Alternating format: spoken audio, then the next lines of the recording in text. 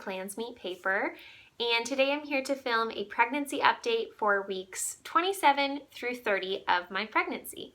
So first off, I wanted to apologize. I know the lighting is not great in today's video, but it is officially the middle of winter in the Pacific Northwest, and it gets dark about 4 o'clock at night. So we're working with some artificial lighting tonight. But I wanted to film this video and talk about how baby is doing and how I am doing during this pregnancy. So first off, for baby's developments, the main thing is from week 27 to 30, he is experiencing another period of very rapid growth. So right around 27 weeks, according to the app that I use, which is the What to Expect While You're Expecting app, baby grows about a full inch in length or height just during that week, which is crazy, especially in relation to his overall height. And by week 30, they say that he's almost just about to his full birth length / height. So around 17, 18 inches. Babies are born, anywhere from 18 to 20 something inches, just totally depends on the baby. But a lot of babies are born right around 18 inches. So he could be his full birth height already, which is crazy. And right around 29 and 30 weeks, he starts really packing on the pounds and developing more and more fat deposits underneath his skin. So that equates to about ½ a pound of growth per week from weeks 29 through the rest of the pregnancy. So he's definitely getting heavy in there, and I have been feeling that a lot too. I'll talk more about those feelings when I get to my symptoms here in a few minutes. But he is getting a lot heavier and getting ready to enter the world. In addition to that, they say that babies are known to start experiencing rapid eye movement during this time period. So he could even be dreaming in the uterus, which is pretty crazy. And the baby's brain is also no longer a smooth surface. By week 30, it has those characteristic ridges in it, which allow for more surface area and more space for the brain to grow and develop. Lastly, the baby is losing his lanugo around week 30, or starting to. So the lanugo is that fine, fuzzy hair that babies have all over their bodies when they're in the uterus. And since he is developing more fat deposits, that allows him to regulate his temperature better at this point, and therefore he no longer needs the fuzzy hair to help him stay warm. So it's starting to fall off and shed around week 30 of the pregnancy. So that is it for how baby is developing from weeks 27 to 30. As far as me and my symptoms, overall I've been feeling pretty good. I'm officially in the 3rd trimester now, which is very exciting, and it really feels like he's going to be here before I know it. Time is speeding up and passing more quickly than ever, which I'm okay with. I'm pretty ready and pretty excited. Just, things to check off the to-do list in the next couple weeks. But overall, I've been feeling pretty good. I do feel like I feel heavy. I don't know how to describe that better, but my belly feels like it's very big all of a sudden, and very heavy and kind of awkward to cart around with me all day. Along with that, I just feel a little bit more tired, a little bit sore, especially by the end of the day. And so those have been my main symptoms. In addition to that, I feel like the movements that I've been feeling in my uterus have changed a lot over the past couple weeks.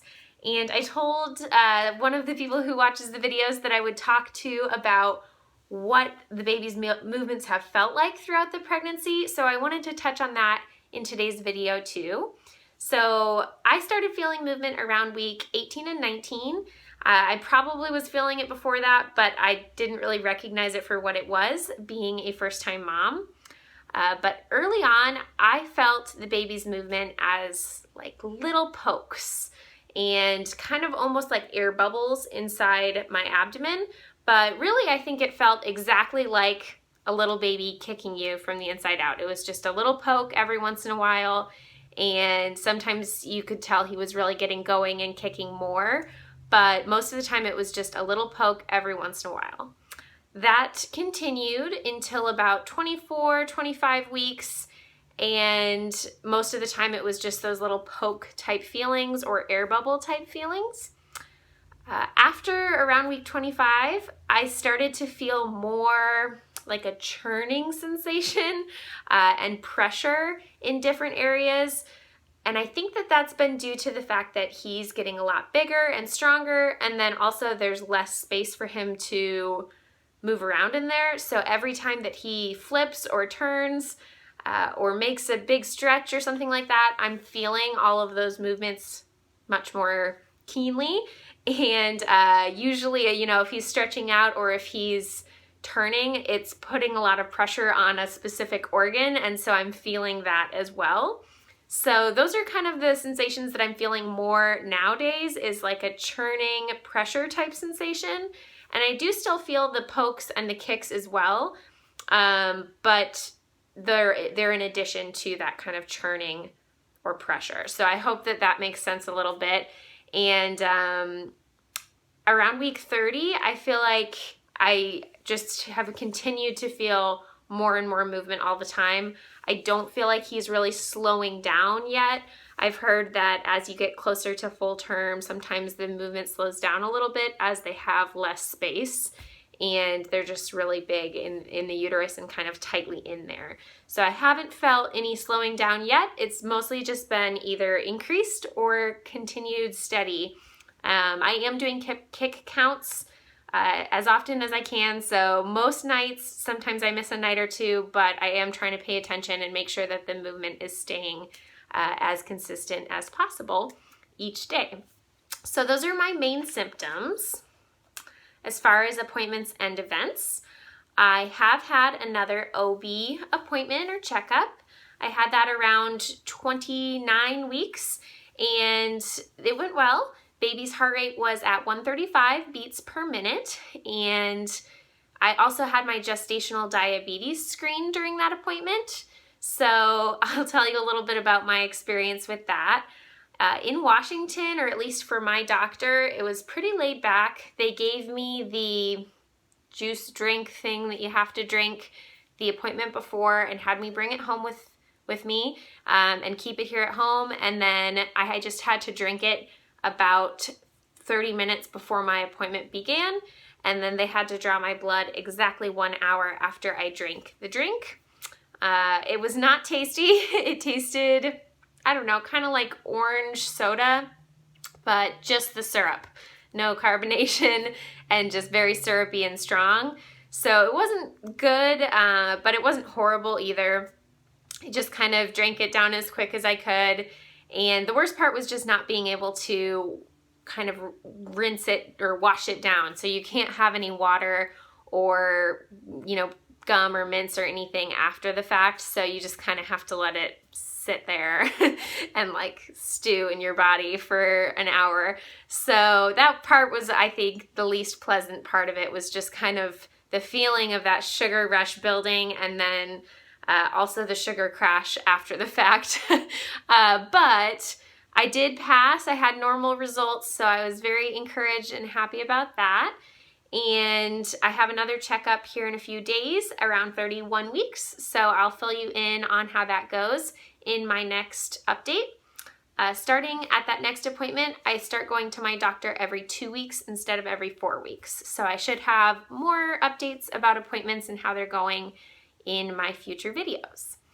I've also continued going to birth classes. My husband and I have been attending those every Wednesday night from 6:30 to 9, and we have, I think, 2 sessions left at this point, and they're going well. We've learned a ton of different things about the birth process, the labor process, all the different ins and outs of what's happening to my body and what's happening with baby. And then also we've learned about all the different interventions that can be done and all of the different possible things that can go wrong. I think that for me personally, I really prefer to be informed. I know some people that would stress them out to know all of the kind of eventualities or possibilities that could happen, but I prefer to be informed, and that kind of gives me more peace of mind than not knowing. In addition to that, it's really helped me to start thinking about my kind of birth plan, and I'm really thinking of it more as like my birth preferences, because you of course can't plan exactly what's going to happen during labor, but it is good to go into it with your preferences or kind of how you would like your birth to go if everything goes smoothly. So how I've kind of determined that, and I'm still working on it and still figuring out a lot of the details, but what I've done to kind of determine that is just think about what parts of the labor process and the interventions that can be done, what parts of those make me feel strong and empowered versus what parts of those make me feel afraid and weak and scared more. And just for me personally, as I've done more and more research on it, the pain and the contraction process and even like the pushing and crowning and all of that, it's still very overwhelming, but it doesn't make me afraid. It kind of makes me feel powerful and strong thinking about trying to overcome that and trying to kind of just surrender my body to the forces of nature. That makes me feel much more empowered and strong, whereas some of the medical interventions that are done pretty frequently in the United States nowadays make me feel like really freaked out and nauseous and kind of elicit a flight type response from me in my body. And so weighing those two options, that's why I'm going more towards a natural childbirth at this point. I think that everybody has to kind of weigh the options for themselves, and there's no right or wrong answer. It's just whatever's going to make you feel the most safe, the most comfortable, and the least fearful going into labor, I think is the best thing for each individual person. So that's where I'm landing right now. I can do a whole video on my birth preferences or birth plan as I get that ironed out more in the next several weeks. So just let me know down below if that's something that you would be interested in watching. In addition to our birth classes, we also took a birth center tour at the hospital that I will be giving birth at. And so we saw some different labor and delivery rooms, and we just checked out all the different areas that visitors can be and where I can walk around and kind of the different tools and equipment that are available. So that was pretty interesting to see as well. And like I said, it makes it feel like the baby's gonna be here in the blink of an eye. It's just coming right around the corner, and my husband and I just couldn't be more excited. So that's where we're at. I will also include in this video a bump update picture. I feel like the bump is getting very large and in charge. So check that out here at the end of the video, and definitely stay tuned in the next several weeks. I am gonna be visiting family for the holidays, but when I get back from my trip, I will make sure to film another update for weeks 31 through 34, and also film, hopefully in the very near future, a nursery tour as well. We're getting very close to kind of having everything all set up in there, and I just can't wait to show you guys how it turned out. So those are the two videos I'm planning on filming next. If there's other videos you would like to see here towards the end of my pregnancy during my 3rd trimester, like packing my hospital bag video or anything else that you'd like to see, definitely let me know in the comments down below, and I will add that to my list of videos to film in January and early February. So I will look forward to talking to you guys again soon, and thanks so much for watching this video. Bye!